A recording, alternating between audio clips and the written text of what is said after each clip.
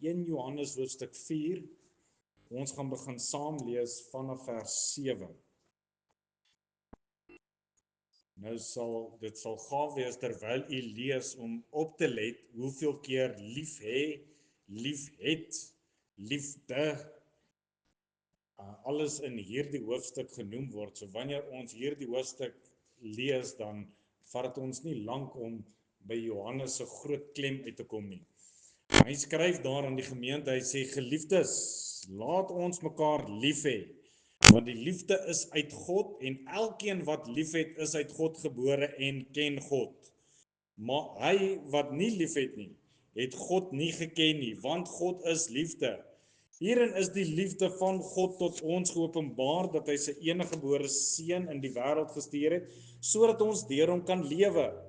Hierin is die liefde, nie dat ons God lief gehad het nie, maar dat hy ons lief gehad het en sy seun gestuur het as 'n versoening vir ons sonde.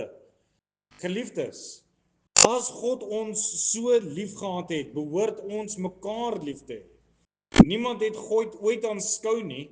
As ons mekaar lief het, bly God in ons en het sy liefde in ons volmaak geword. Hieraan weet ons dat ons in hom bly en hy in ons, dat hy ons van sy gees gegee het. En ons het aanskou en ons getuig dat die Vader die Seun as verlosser van die wêreld gestuur het. Elkeen wat bely dat Jesus die Seun van God is, God bly in hom en hy in God. En ons het die liefde wat God tot ons het, leer ken en geglo. God is liefde en hy wat in die liefde bly, bly in God en God in hom.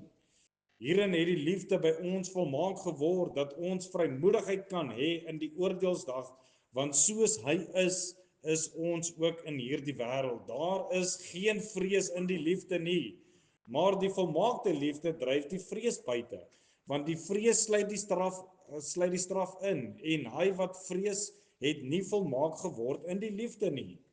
Ons het hom lief, omdat hy ons eerste lief gehad het. As iemand sê, ek het God lief, en sy broeder haat, is hy 'n leienaar, want wie sy broeder wat hy gesien het, nie lief het nie, hoe kan hy God lief hê wat hy nie gesien het nie? Hierdie gebod het ons van hom, dat hy wat God lief het, ook sy broeder moet lief hê. Nou tot sover het die kosbare woord van die Here vir die manne vir wie dit moontlik is. Ek nooi julle staan saam met my, en verenig ons ook in gebed.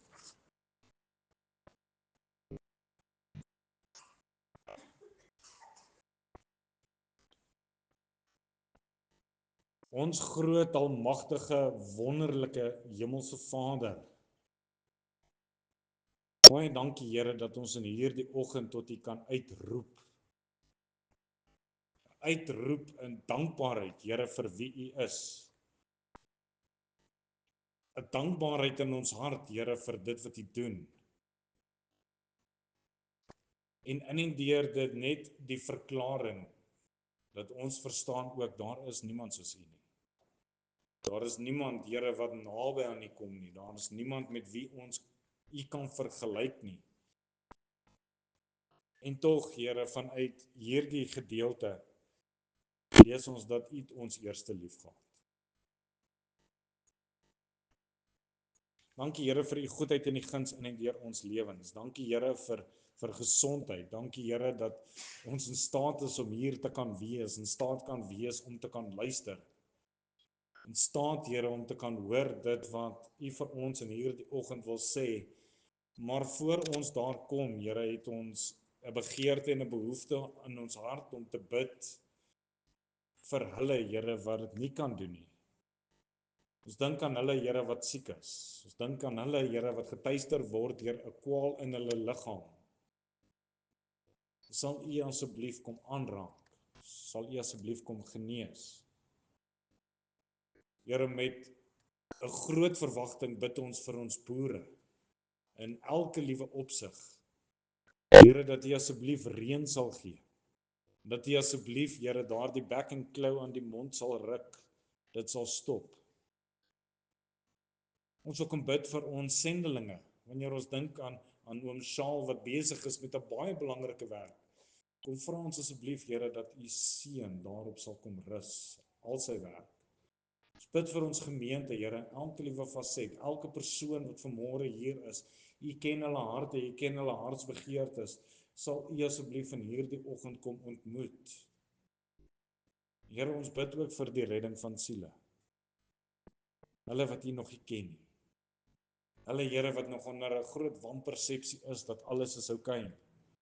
Terwyl ons duidelik sien dat alles is nie. Sal u stem hoorbaar word ook in hierdie oggend. En nou, wanneer ons vanuit die woord gaan lees en dit gaan bepeins, kom vra ons, Here, dat u asseblief ons gedagtes sal kom rig. Sal u asseblief ons harte oopstel om te hoor, Here, dit wat u deur u woord tot ons wil kom spreek. En deur dit alles, Here Jesus, mag u verheerlik word. En dit wat ons dink en dit wat ons sê en dit wat ons bedink, mag die naam van die Here Jesus deur dit alles weer klink. En Here Jesus, mag u verheerlik word in alles wat ons doen. Ons bid dit in diepe afhanklikheid met groot dankbaarheid in ons harte. In die naam van die Here Jesus Christus alleen. Amen. Eerste vraag. Wat is liefde?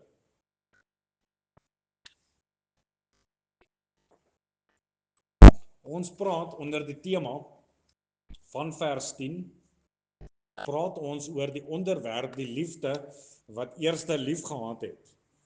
En nou vra ons die eerste vraag, wat is liefde? Ons kan nie oor onderwerp praat as ons hom nie gaan definieer nie. Die eerste ding wat ek wil weet is, of wat ek wil vra is, dink u dat liefde is 'n emosie? Is dit 'n gevoel? Wat sou u sê, ja? Liefde is 'n emosie, né? Dis iets wat ek hier binne voel.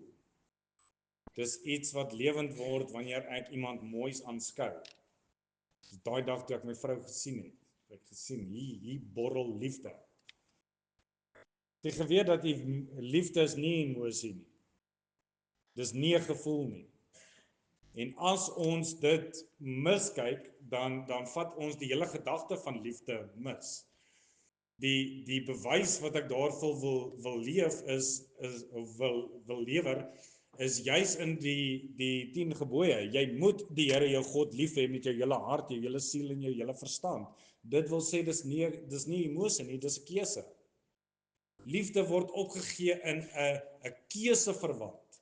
In die sin dat ek kies om lief te hê of ek kies om iemand nie lief te hê nie.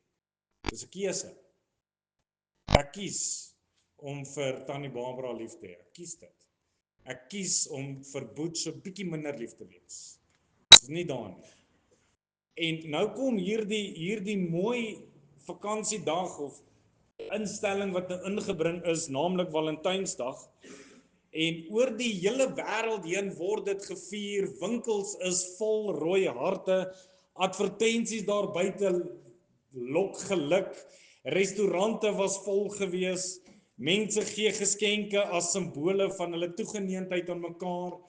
En met agter al hierdie pragt en praal lê 'n dieper werklikheid dat ons almal, elke liewe persoon, ek gee nie om wie jy is nie, almal het hierdie verlange na liefde. Almal het dit. Elke liewe persoon. Ons kan vir onsself lieg deur om te sê ek het dit nie nodig nie of ek wil dit nie hê nie of ek soek dit nie, maar ons almal het dit.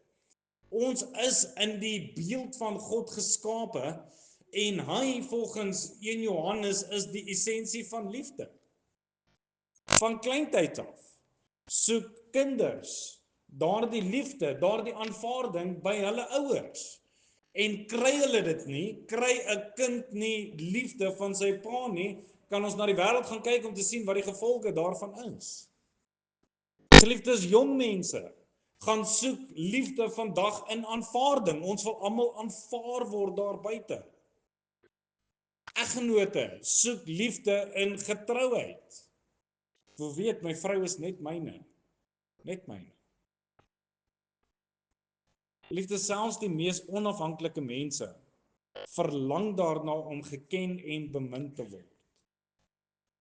Omdat ons geskape is deur 'n God wat liefde is. En dis 'n jammerte dat in vandag se tyd word liefde deur die wêreld verdraai na iets wat dit glad en al nie is nie. Vandag wil daardie kopdokters vir ons sê dat dit is een of ander chemiese balans in die brein wat maak dat ons vir mekaar liefhet. Dis een of ander selfvervulling. En nou hoor ons die gesegdes dat ek sal vir jou lief wees as jy my gelukkig maak. Dis nie liefde nie. Want wanneer ons na die wêreld se idee van liefde kyk, dan sien ons dat daardie gevoelens verkoel. En dis daar wanneer dit verkoel, wanneer dit groot teleurstelling bring.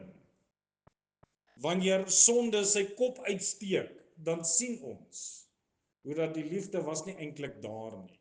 Hierdie chemiese reaksie hier in my kop was 'n pot sop en nou uiteindelik weet ek nie wat liefde is nie, ek weet nie hoe om dit te hanteer nie. Dus dat tot en met 75% van getroude mans vandag sit met 'n pornografiese verslawing. Liefde in 'n ander vorm van selfvervulling. Wat ons nie weet wat liefde is nie. Maar nou kom die Bybel en die Bybel wil ons kom leer wat liefde is. Maar nou is dit interessant. Die Bybel vat ons nie na 'n restaurant toe nie. Die Bybel vat ons nie na een of ander sprokiesverhale toe nie, maar die Bybel vat ons na die kruis toe. Johannes is besig om hier te skryf van mense wat geen romantiese inspirasie soek nie. Hy skryf van kinders van die Here wat besig is om te worstel met dwaalleringe in hulle lewens en daardie dwaalleringe bring vir hulle twyfel voort. En die konteks van hierdie hele brief is sodat hulle ware sekerheid kan hê. Nie in hoe sterk hulle liefhet nie, maar net die sekerheid daarin dat hulle kan raak sien hoe lief God het. En wanneer ons daardie gedagte vat van hoe lief God het, dan behoort ons weer by 'n plek te kom waar ons behoort te besef hoe lief ons behoort te hê. Luister weer na daai teks, ek wil hom net weer. Hierin is die liefde van God tot ons geopenbaar, dat God sy eniggebore seun in die wêreld gestuur het, sodat ons deur hom kan lewe. Hierin is die liefde nie dat ons God lief gehad het nie, maar dat hy ons lief gehad het en sy seun gestuur het as 'n verzoening vir ons sondes. So let op hoe Johannes dit stel. Hy sê nie hier is 'n voorbeeld van liefde nie, hy sê hierin is die liefde. Met ander woorde, eenvoudig gestel, as jy wil weet wat liefde is, kyk na God. As jy 'n voorbeeld daarvan soek, kyk na Jesus. En as jy wil weet hoe diep liefde gaan kyk by die kruis. Gaan kyk by die kruis. Jy sien, Valentynsdag het ons gevra, wie het jy lief? Geliefdes, die evangelie vra ons vanmôre, het jy al die een ontmoet wat jou eerste lief gehad het? Het jy al die een ontmoet wat jou eerste lief gehad het? Ons praat nie van 'n romantiese liefde nie. Ons lê die fondasie van wat ware liefde is. Selfopofferende liefde, initierende, reddende liefde wat alleenlik van een bron uitkom. So gaan ons vinnig vanmôre deur 5 gedagtes hardloop van wat liefde, wat God se liefde is. Die eerste gedagte wat ek aan u wil voorhou is God se liefde is initierend. Vers 10 sê hierin is die liefde, nie dat ons God lief gehad het nie. So Johannes begin deur 'n verkeerde aanname uit te sluit. Hy kom sê eers wat liefde nie is nie voordat hy kom verduidelik wat liefde is.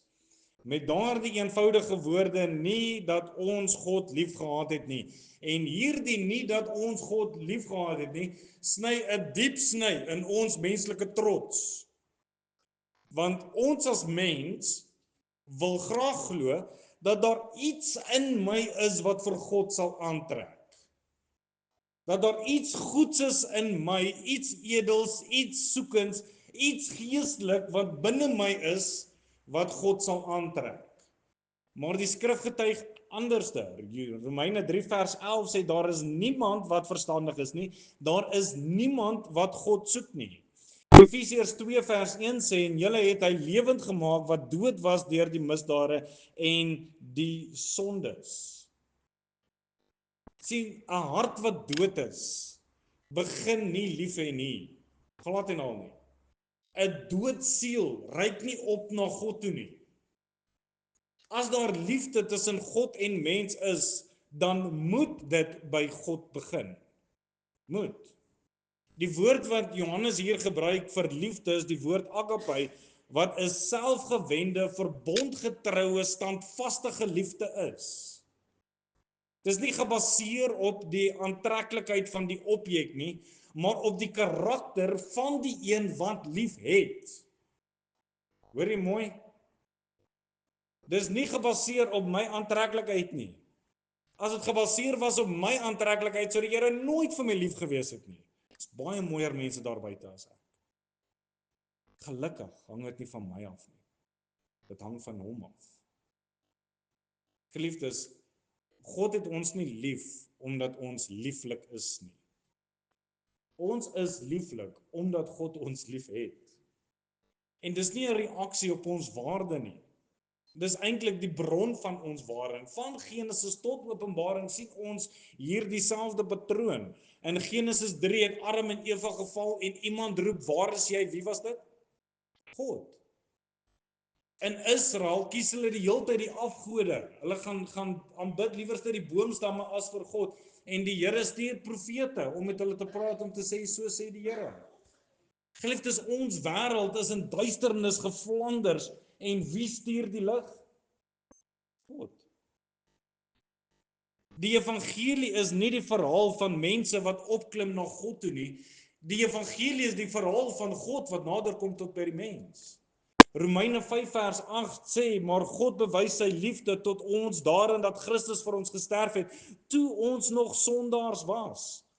En geliefdes, let op die tydsaandeling hierso.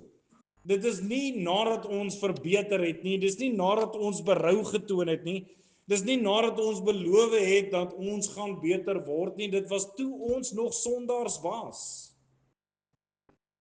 God se liefde is nie 'n beloning nie, dit is genade. En geliefdes, ons sekerheid lê nie in hoe sterk ons die Here liefhet nie, maar die feit dat hy ons eerste lief gehad het. Jou swakheid vandag, geliefde, kanselleer nie sy inisiatief af nie.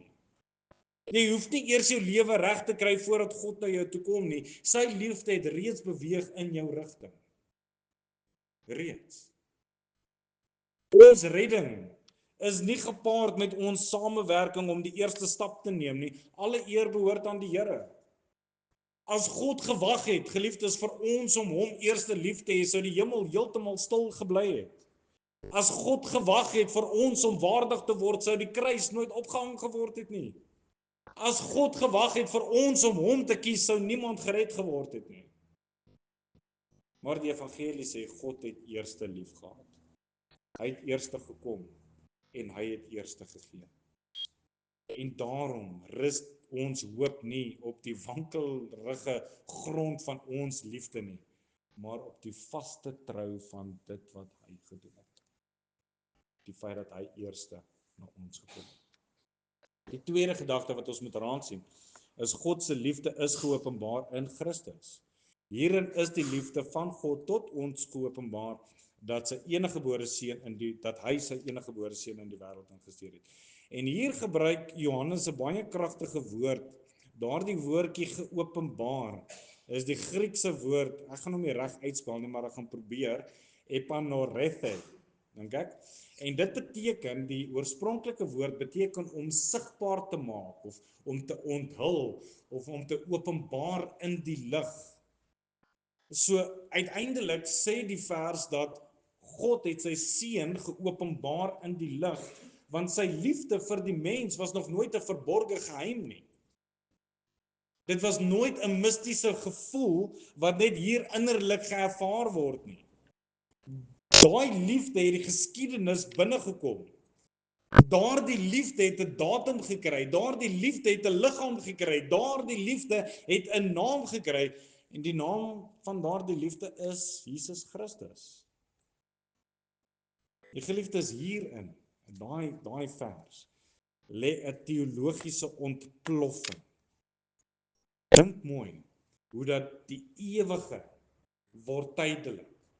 Hy wat God is, wat buite tyd was, kom woon binne tyd. Die oneindige word begrens. Die heilige betree 'n sondige wêreld. Die inkarnasie van Jesus is nie net 'n Kersfees verhaal nie, dis eintlik 'n liefdesverklaring aan elke liewe mens. God het nie net 'n boodskap gestuur nie, hy het homself gestuur. Hy stuur nie 'n engel nie, hy stuur nie 'n profeet nie, hy stuur nie 'n simboliese teken nie, hy stuur sy seun. En nou kom Johannes daar en hy gebruik die term eniggeborige, dis die Griekse monogenes, en daai eniggebore beteken uniek, enig in sy soort. En dit alles kom beklemtoon die unieke verhouding tussen die Vader en die Seun. En geliefdes, ek wil hê jy moet die volle prentjie hiervan raak sien. God het nie vir ons oorskot gegee nie. Hy het nie vir ons 'n surplus gegee nie.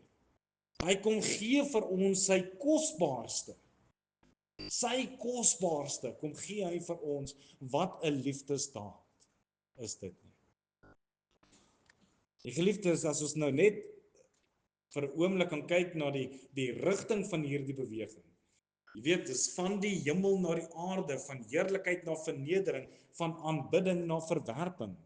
Filippense hoofstuk 2 beskryf dit so mooi. Hy wat in die gestalte van God was, het dit nie roof geag om aan God gelyk te wees nie, maar hy het homself ontledig, hy het homself leeg gemaak van al daai dinge om hier op aarde saam met ons te kom bly. Is dit nie 'n liefdesverklaring? Ware liefde bly nie op 'n veilige afstand nie. Ware liefde tree in. Ware liefde raak betrokke. Ware liefde identifiseer. God se liefde het nie van bo af geskree nie. Dit het onder ons kom woon. En wanneer Johannes sê God het sy seun gestuur, sien ons die vervulling van al die Ou Testamentiese beloftes. As ons dink aan Genesis 3 vers 15, die saad van die vrou. As ons dink van die seun van Dawid, 2 Samuel hoofstuk 7. As ons dink van die knegt van die Here, Jesaja 53. God se liefde is nie impulsief nie, dis verbondmagtig. Eeue lank was dit beloof en uiteindelik vervul. Met ander woorde, dat die kruis was nooit 'n plan B nie. Die inkarnasie van die Here Jesus was nooit 'n noodreaksie nie. Dit was 'n ewige liefde wat in tyd omvou het. God se liefde is objektief. Dit rus nie op hoe ons voel vandag nie. Dit rus op 'n historiese gebeurtenis daarin gevind dat Jesus het gekom. God se liefde is tasbaar. Ons hoef nie te wonder hoe hy oor ons voel nie. As jy wonder hoe God oor jou voel, gaan lees bietjie oor Nasaret. Gaan lees bietjie oor Bethlehem. Geliefdes, gaan lees die evangelies, die kruisiging. Ons sal baie gou besef hoe lief hy ons het. En in en deur dit kom God se liefde deur sy seun en dit verstaan ons menslikheid. Hy self is versoek net soos ons, maar sonder sonde. Hy het honger geword, hy het gehuil, hy het verwerp geword. God se liefde is nie klinies nie, dis vlees en bloed. As God net in die hemel gebly het, sou ons nooit sekerheid gehad het nie. As God net deur donder en weerlig gepraat het, sou ons hom gevrees het, maar hom nooit geken het nie. Maar hy kom as 'n baba. Hy kom loop op die stof waar ons geloop het. Hy haal die asem in wat ons inasem. Die Almagtige het 'n krib gekies. Die Skepper het spykers toegelaat. Die Here van die heerlikheid het 'n kruis gedra, nie sentimentele liefde nie. Selfvernederende liefde wat hy aan ons kom toon het. Die derde gedagte wat ek aan u wil voorhou, is dat God se liefde is plaasvervangend en versoenend. Vers 10 lees ons dat dit kom as 'n versoening vir ons sondes. En hier bereik Johannes die hoogtepunt van sy definisie van liefde. Hy sê nie net God het gekom nie, hy sê God het gekom om te versoen. Sy liefde het gekom om te versoen. En die woord wat hier gebruik word is die Griekse woord halasmos, wat dui op 'n offer wat God se regverdige toorn kom stil maak. Dit dra die idee van voldoening, bevrydiging, betaling. Dit beteken dat God se liefde ignoreer nie sonde nie. Dit praat nie wat dit beteken nie. God se liefde maak nie asof dit nie ernstig is nie, maar God se liefde betaal daarvoor. Ons kan nie die kruis verstaan, geliefdes, as ons nie die erns van sonde verstaan nie.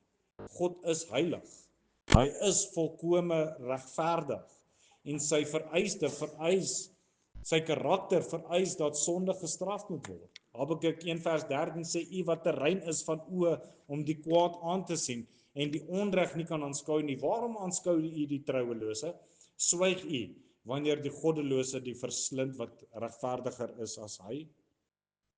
Sien, as God net sonde weggevee het, dan sou hy nie meer regverdig gewees het nie. As hy net oordeel sonder genade, dan sou ons verlore gewees het. Maar hoe kan God regverdig bly en tog 'n sondaar red?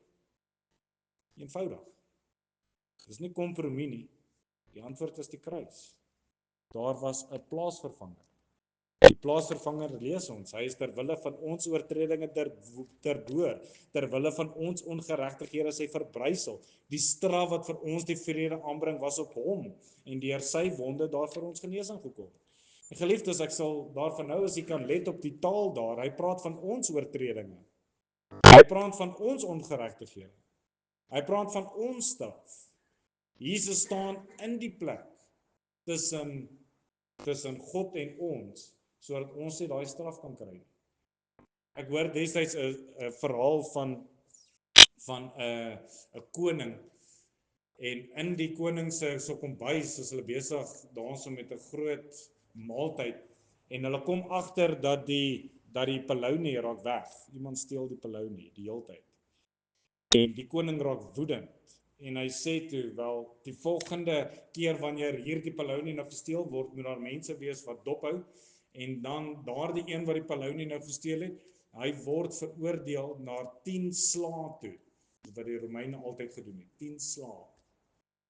En uiteindelik kom hulle by die koning en hulle sê, ons het die palounie dief gevang, hy is in wagting vir die 10 slae, en die koning sê, nee, dis reg, gaan slaan. En toe hy verby die kamer loop, toe sien hy sy ma wat daar binne staan. En hy loop in en hy vra vir sy ma, nou wat maak mamma hierso? Mamma sê ek het 'n stuk palounie geëet en toe kom sluit hulle my toe. En nou besef hy as koning dat daardie slaag gaan sy ma aangedien word. Hy kan nie onttrek nie, want dan is hy nie regverdig teenoor almal nie. En nogtans sê hy dis reg. Die slaag moet aangaan. En toe hulle instap met daardie hoop, wat ook al jy dit wil noem, toe gaan staan hy agter sy ma en hy hou haar vas. En hy vat al die 10 slaag vir sy moeder. Dis wat Jesus gedoen het vir my en vir jou. Hy tussen ons en God gaan staan en hy hou ons vas en hy sê ek sal die straf dra in jou plek. Ons skuld word aan hom toegereken en sy geregtigheid word aan ons toegereken. Ons straf word heeltemal deur hom gedra. En dis nie net 'n voorbeeld van liefde nie, geliefdes, dis 'n ruil. Hy in ons plek en ons vry deur sy wonde. Romeine 3:26 sê om sy geregtigheid te toon in die teenwoordige tyd, sodat hy self regverdig kan wees en regverdig maak wie uit geloof in Jesus is. So by Golgotha, daar by die kruis, sien ons God se haat teen sonde, maar ons sien ook God se liefde vir elke liewe sondaar. En een en dieselfde gebeurtenis. Die kruis is nie waar liefde geregtigheid oorwin nie, geliefdes. Dis waar liefde geregtigheid bevredig. Daarom is die kruis nie sentimenteel nie, dis bloedig. Dis nie simbolies nie, dis werklik. Dis nie oppervlakkig nie, dis plaasvervangend. En ons kan vra, hoe kan ons die liefde daarin raak sien? Eenvoudig genoeg, geliefdes, God skuld ons niks. Hy het nie nodig gehad om sy seun te stuur nie. Hy het nie nodig gehad om plaasvervanging te wees vir die ongeregtighede wat ons dra nie. Maar die liefde daarin, dat hy dit nog steeds gedoen. Nog steeds. Hy kon ons in ons eie rebellie gelaat het. Hy kon sy geregtigheid laat val het soos 'n swaard, maar in plaas daarvan neem hy die straf. Die regterstoel, die regter klim van die regterstoel af en gaan staan in die beskuldiges se plek. Dis wat liefde is. Dis wat liefde is. Ons moet nie die kruis romantiseer nie. Dit was donker, dit was gewelddadig. Dit was 'n goddelike oordeel, maar tog liefde.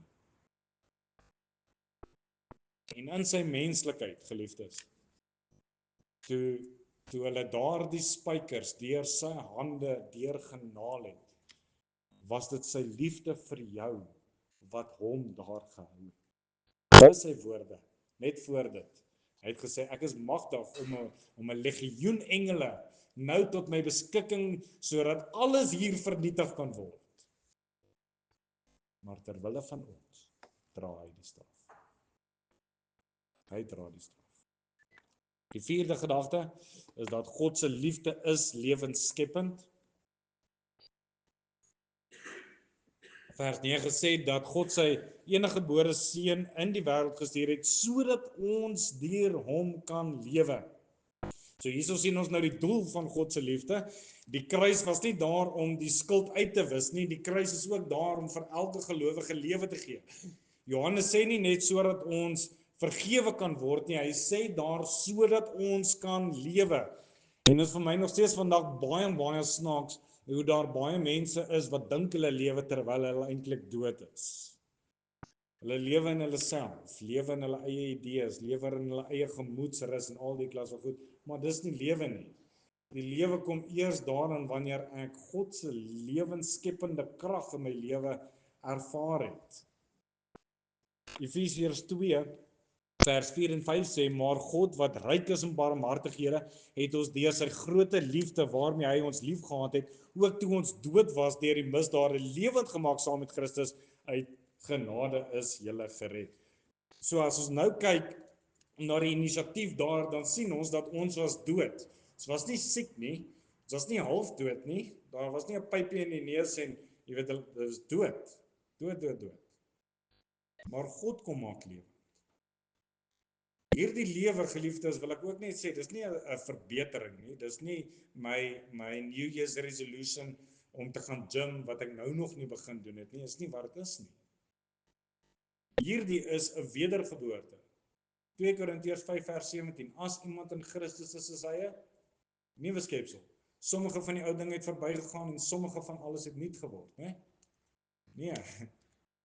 Alles, elke liewe ding.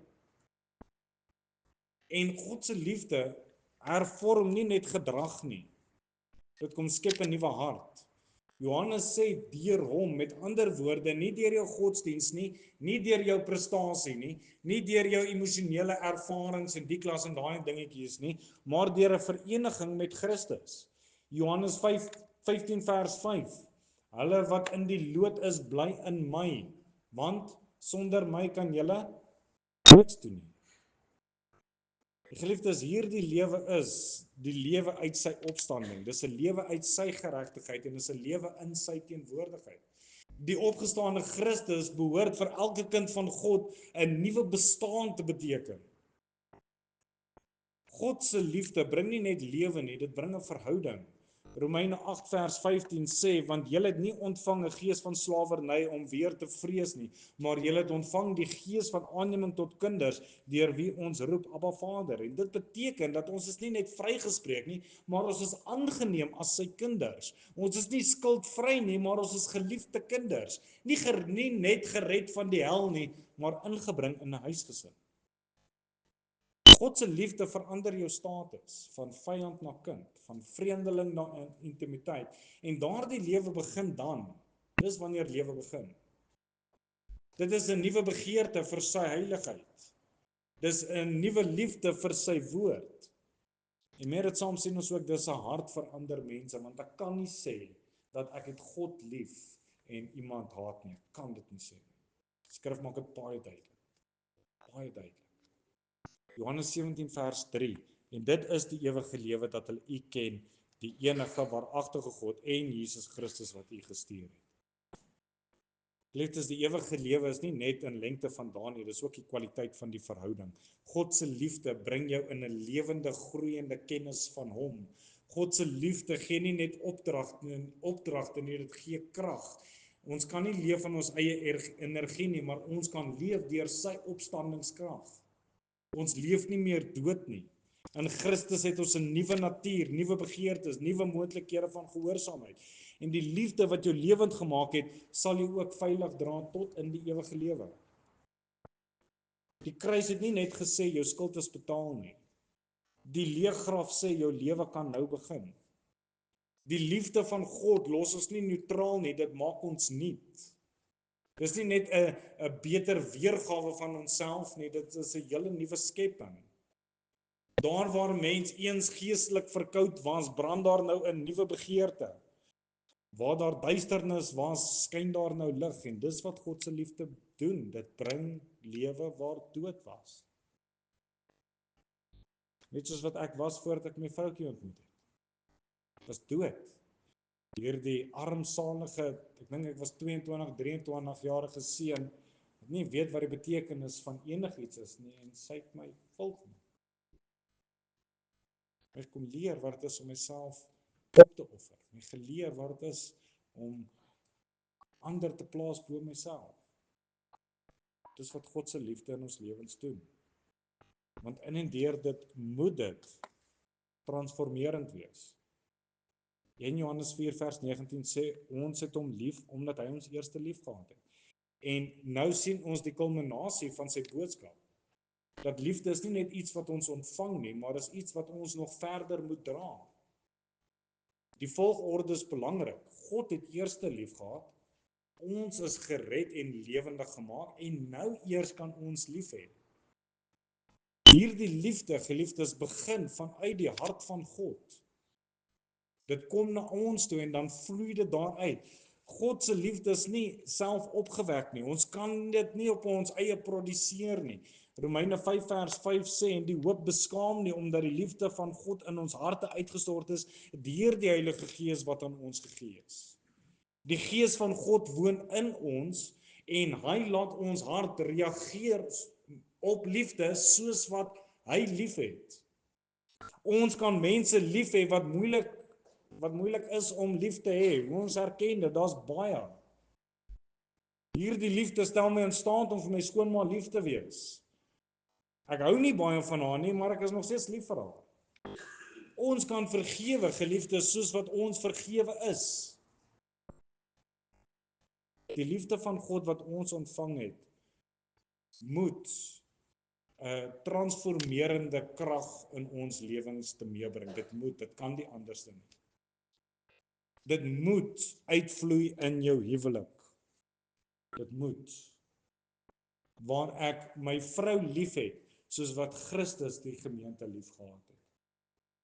Geliefdes, kom ons dink net vir 'n oomblik in daai liefde.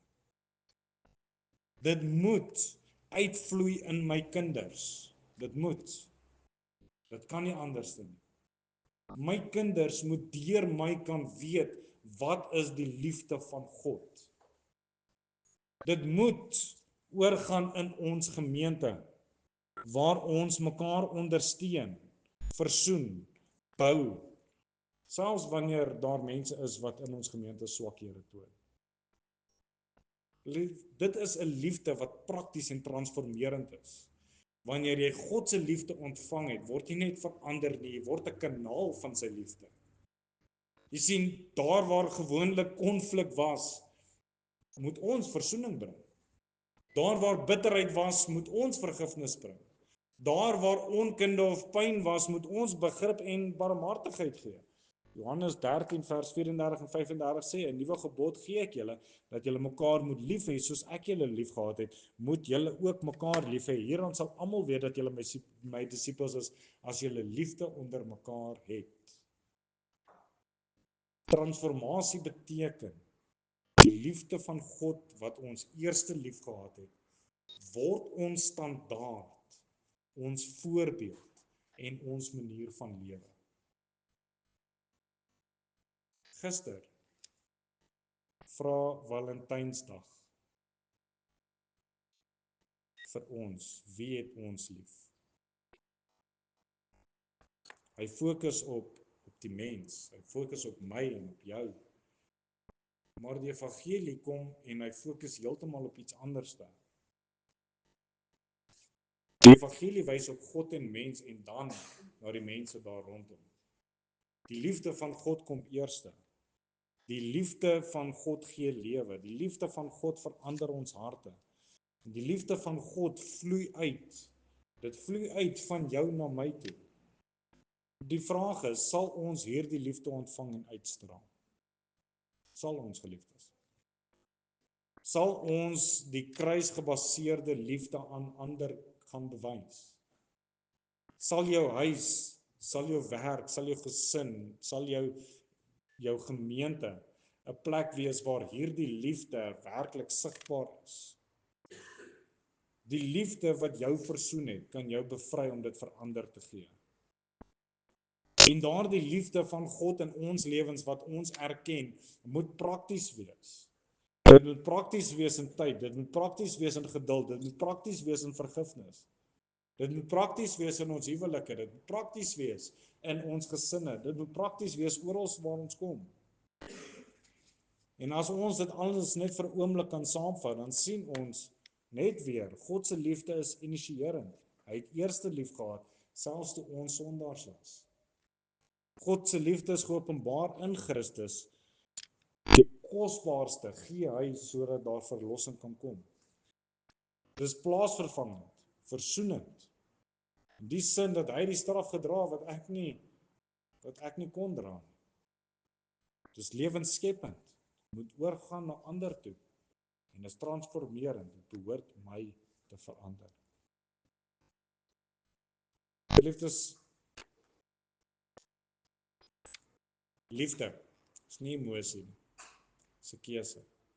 Jy moet die Here jou God lief hê met jou hele hart, jou hele siel en jou hele verstand en daarmee saam jou naaste soos jouself. Kan ons net vir 'n wyle terugkom by die kruis? Net vir 'n oomblik weer gaan stil sit en kyk na die liefdesdaad wat daar vir ons getoon is. Geliefdes, sal ons seker maak dat dit ons sin is, dat ons dit aanvaar het. En in deur dit, liewe kind van die Here, oproep, mag ons dit so uitgee na ander toe. Hou die gesegde, ek kan nie vir iemand iets gee wat ek self nie het nie. As jy dit nie het nie, kom terug by die kruis. As jy nie weet wat om te doen nie, kom terug by die kruis. As jy leiding en wysheid soek, kom terug by die kruis. Amen. Kom ons bid saam.